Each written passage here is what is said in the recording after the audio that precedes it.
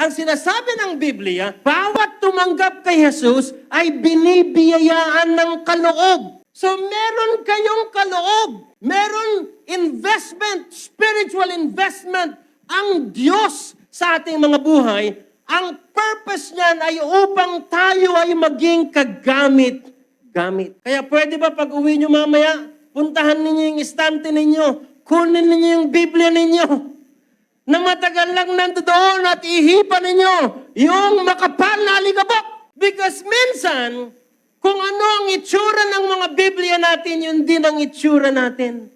Dekorasyon.